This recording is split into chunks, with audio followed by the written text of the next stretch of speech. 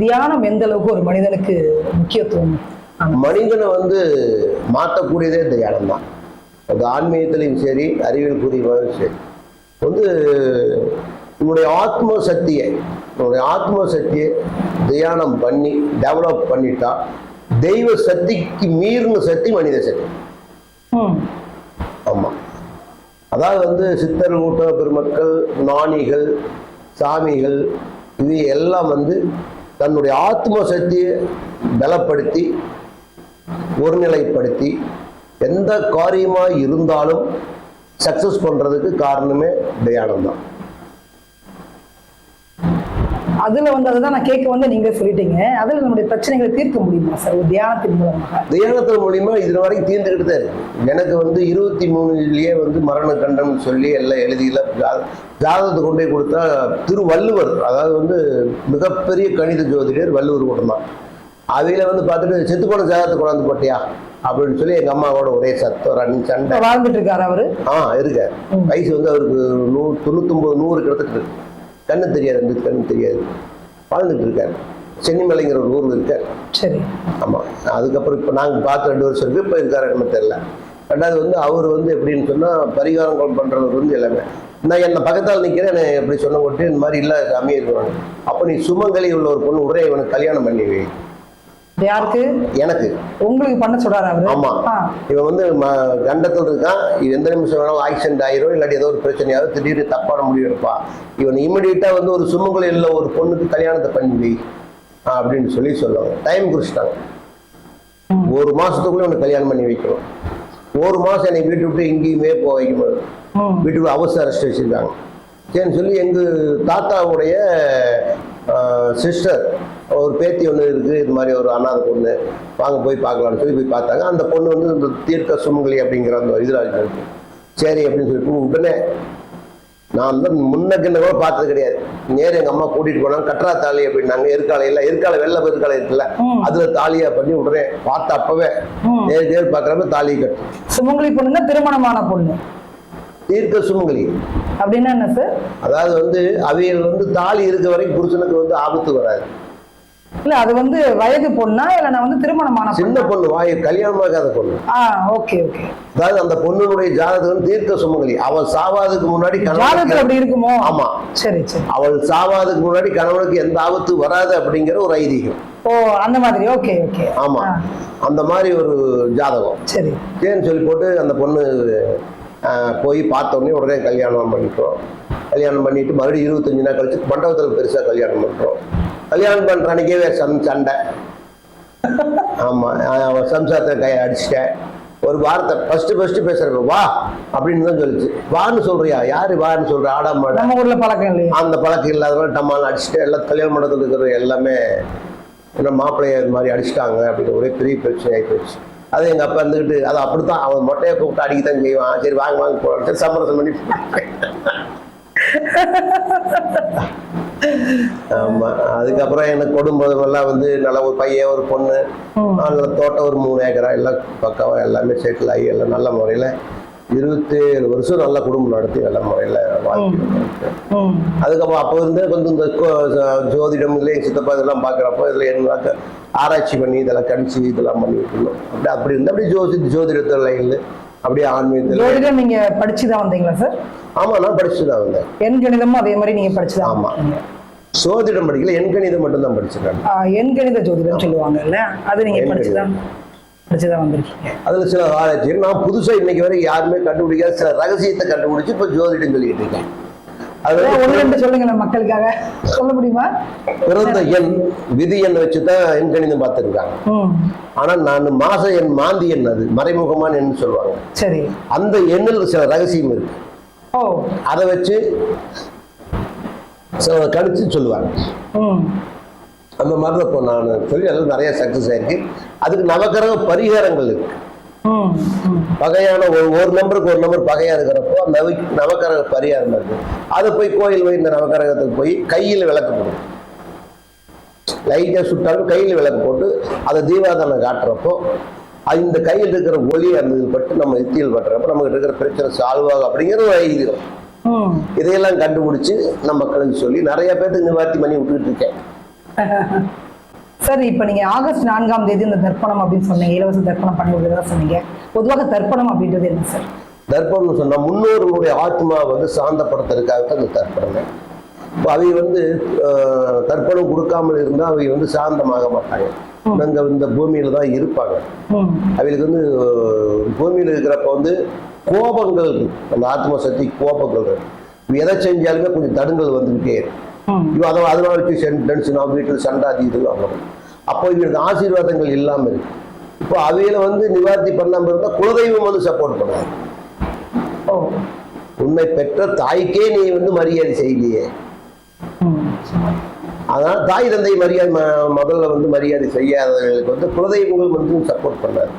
அப்போ அவைகளுடைய ஆசீர்வாதம் பண்ணிட்டாங்கன்னா, அவையில வந்து சாந்தப்படுத்திட்டோம்னா குலதெய்வம் முன்னாடி வந்து நின்னுக்கும். இதுதான் ஆன்மீகத்தில் என்ன சொன்னா, கருட சாஸ்திரத்தில் என்ன சொல்றாங்க அப்படின்னு சொன்னா, உன் தாய் தந்தை முன்னால் மரியாதை செல், பின்னால் குலதெய்வம் உன்னை காக்குங்கிறாங்க. அதுதான் தெரியாதவர்களுக்கு நம்ம வந்து அதை சொல்லி அவைகளுக்கும் அந்த தர்ப்பணத்தை பிரியா இலவசமா பண்ணி அவைகளும் நல்லா இருக்கட்டும், நல்ல முறையில் வாழட்டும் அப்படிங்கிறதுக்காகத்தான் இந்த முயற்சியை நாங்கள் பண்ணிக்கிட்டோம். இப்போ நீங்க ஆகஸ்ட் 4ஆம் தேதி பெசன்ட் நகர் கடற்கரையில நீங்க பண்ண போறீங்க சார். குறைந்தபட்சம் எத்தனை பேர் அதில் கலந்து? எத்தனை 1000 பேர் வந்தாலும் சரி, எல்லாத்துக்கும் இலவசமா வர முடியும். ஒரே நேரத்தில் உட்கார வச்சு நீங்க பண்ணி. ஆமா. ஏன் அந்த மாதிரியான ஒரு விடயத்தை கொண்டு வந்தீங்க? இல்ல அவங்களுக்கு வந்து தெரியாது இல்லை. இப்போ வந்து ஐயரு கூட்டம் வந்து இந்த தர்ப்பண வார்த்தைகள் வந்து தமிழகத்துல வந்து ஒரு 4 வார்த்தை தான். புரியுதா? ஐயர் வந்து இந்த மந்திரம் அப்படிங்கறத வந்து நம்ம தமிழ் உச்சரிக்கிற ஒரு 4 வார்த்தை தான். ஆனா அவர் வந்து நாமத்தை தான் சொல்லுவார். என்ன ராசி, என்ன ராசி, என்ன நட்சத்திரம், நீ ரிஷவ ராசி, கிருத்தி நட்சத்திரம், ஓம் ரிஷவ ராசி, அருணாச்சலம், ஓம் கிருத்தி நட்சத்திரம், வாழ்க வளமுடன், அப்பா அம்மா எல்லாம் சுகமா இருக்கணும் அப்படின்னு போட்டு விட்டுருவாங்க. நீங்க பார்த்துருப்பீங்க, சரி முடிஞ்சது நீங்க போங்க அப்படின்னு சொல்லி அனுப்பி விட்டுருவாங்க. ஆனா இது அப்படி இல்லை, நீங்களே சொல்றீங்க. உங்களை நாங்க அந்த இதை உச்சரிக்கணும், சொல்ல வச்சு ஒரு 4 வார்த்தை சொல்லி நீங்க எள்ளு அரிசி தண்ணீர் கலந்து தர்ப்பணமா நீங்க கொடுக்குறப்ப வந்து உங்களுடைய ஆத்ம சக்தியில் நீங்க சொல்றதுனால உங்களுக்கு அந்த பலன் உங்களுக்கு கிடைக்கும் அப்படிங்கிறது அந்த கருட சாஸ்திரத்தில் உள்ள ரகசியம். சொல்லுங்க. ஓகே சார், இப்போ வந்துட்டு எனக்கு ஒரே ஒரு கேள்வி உண்டு எப்போதுமே. என்னன்னு கேட்டீங்கன்னா, இந்த வருடம் வந்து முன்னோர்களுக்கு நம்ம வந்து தர்ப்பணம் கொடுக்குறோம், அவங்களுடைய ஆத்மா சாந்தி அடைவதற்காக. சாந்தி அடைந்து விட்டது, நம்ம தர்ப்பணம் கொடுத்த உடனே சாந்தி அடைந்து விட்டது. அடுத்த வருடம் ஏன் கொடுக்கணும்? அடுத்த வருஷம் கொடுக்கலாமே, நீங்க நல்லா இருக்கணும்ல, உங்களை ஆத்ம சக்திக்கு பலம் வரணும்ல. எங்க அப்பா அம்மா ஆசீர்வாதம் இருக்கு, குலதெய்வம் ஆசீர்வாதம் இருக்கு, அதனால வந்து நம்ம இந்த வருஷம் கொடுப்போம். நீங்க பெருசா வருஷம் நீங்க சாந்தி வைப்பீங்களா? நான் கண்டிப்பா வைப்போம். அதுதான் எங்க வேலைய. இது பணம் பறிக்கிற வேலை இல்லையா?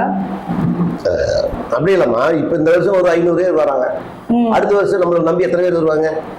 அடுத்த வருஷம் எத்தனை பேர் வருவாங்க? எல்லாத்துக்கும் செஞ்சுட்டு போகும். இப்ப நம்ம இருக்க வரைக்கும் நம்ம என்ன பண்ண போறோம்? நீங்க இலவசம் ஒரு விஷயத்த சொல்லிட்டீங்க ஆகஸ்ட் 4ஆம் தேதி.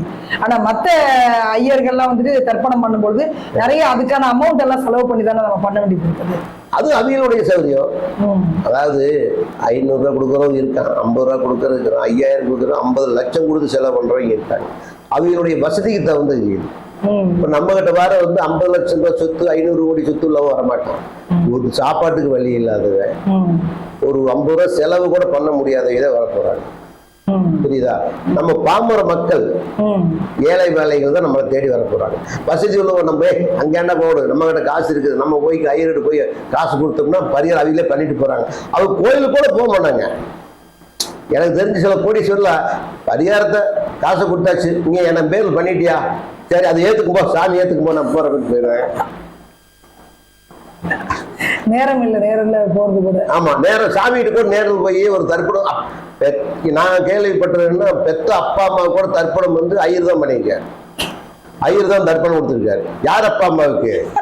வசதி படைத்த அப்பா அம்மாவுக்கு ஐயர் தான் தர்ப்பணம் கொடுத்துருக்காரு. பெத்த பையன் எல்லாம் தர்ப்பணம் கொடுக்கவே இல்லை. காசு கொடுத்தா அவர் தர்ப்பணம் பண்ணிடுறாரு. அப்ப எப்படி சாந்தி அடையும் ஆத்மா? அது அவருக்கு தெரியாதுல்ல.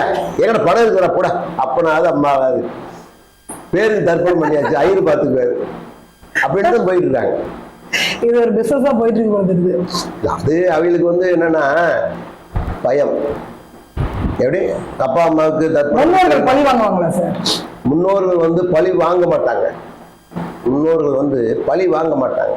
நீங்க செய்வதை தடுங்கல் பண்ணுவாங்க. நீ என்ன பார்க்க வரைக்கும் உனக்கு தடுங்கல் பண்ணும் அப்படி சொல்லி பழி வந்து பெத்த பசங்களுக்குள்ள எப்படி தள்ளி பழி வாங்க. ஒரு கோபம் எடுத்துக்கலாமா? கோபம் எடுத்துக்க முடியும். கோபமா இருக்காது. கோபம் கிடையாது. பெத்த உள்ளவரை என்னதான் குற்றம் சொல்லி கோபம் கிடையாது. நீ என்ன வணங்க வரை சின்ன சின்ன இடைஞ்சல் பண்ணுவாங்க, அவ்வளவுதான். அதுக்கே தாங்க மாட்டாங்களே.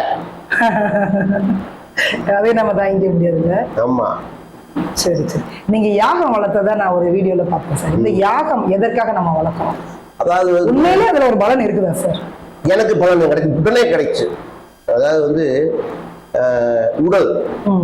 உடல் வந்து அடிபட்டு பாகம் இந்த மாதிரி மொத்தமாக இடத்துல எல்லாம் அடிபட்டுச்சுன்னா அது மந்திரம். மந்திரம், எந்திரம், தந்திரம். புரியுதா? மந்திரத்தால எனக்கு என் பேர் என்ன நட்சத்திரம் இதெல்லாம் பண்ணி இது பண்ணி அந்த மந்திரத்தால் ஜபம் பண்ணி கட்டி அதுக்கு முறையான வைத்தியங்கள், அது தந்திரம். தந்திரம். புரியுங்களா? இதெல்லாம் பண்ணி யாகம் 3 கோடி தேவர்கள் தெய்வங்களை எல்லாம் வச்சு அந்த மந்திரத்தை சொல்லி அதுக்கு தகுந்த மூலிகை தேடி பறிச்சு கொண்டு வந்து அதுக்குள்ள அந்த மந்திரத்தை சொல்லி போட்டு சத்துருக்கள் சம்சார யாகம் சொல்லி வரும். சத்துருக்கள் நாசம் பண்றாங்க. அந்த யாகத்தை பண்ணி விநாயகர் யாகம் பண்ணி அதை வந்து முழுமையா பெற்று அதுக்கு தகுந்த மாதிரி இது பண்ணாங்கன்னா நிச்சயமா வந்து மாற்றங்கள் கிடையாது. உங்களுடைய உடல்நிலை சரியாகிறதுக்காக இதை பண்ணீங்களா? இன்னைக்கு நடக்க முடியாத சூழ்நிலை இன்னைக்கு நடக்கணும்ல. அதுக்கு என்ன காரணம்? அந்த யாகம் தான் காரணம்ன்றீங்க? ஆமா, நாங்க முதல்ல இருந்தே வந்து இந்த வைத்தியம் யாகங்கள் தெய்வ வழிபாடுகள். எனக்கு இப்ப கூட திங்கக்கிழமை வந்து காலையில 5 மணிக்கு சிவன் கோயில்ல பூஜை நடந்துட்டு இருக்கு என் பேர்ல. அந்த 5 மணி நாங்க உட்காந்து சிவமந்திரம் சொல்லிட்டு இருக்கேன் தியானத்துல. 9 திங்கக்கிழமை அந்த பண்ணிட்டு இருக்கோம். மாற்றங்கள் ஏகப்பட்டது வந்து என்னுடைய ஒரு படம் நான் எடுத்து வச்சிருக்கேன். அந்த படம் வந்து இத்தனை நாள முடங்கி கிடந்தது. அதுக்கு வந்து ஏகப்பட்ட பிரச்சனைகள்லாம் இருந்தது. அது வந்து யாகத்தை பண்ணி அதில் பூஜையில் வச்சு எடுத்து கொடுக்கும்போது மறுநாள் இருந்து எங்களுக்கு காசெல்லாம் இல்லை, ஆனா வேலை நடந்துச்சு.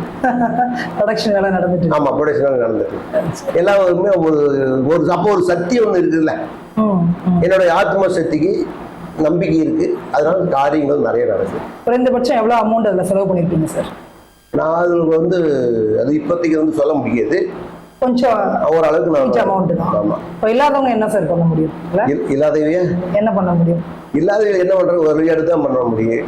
வழிபாடு பட்டணும், அவங்களுக்கு அதுக்கு தகுந்த மாதிரி வேலைகள் செய்யணும், உழைக்கணும். எல்லா வேலையும் செஞ்சா தானே காசு வரும். எந்த வேலையுமே செய்யாது தானே இறைவன் கொடுக்க மாட்டான்.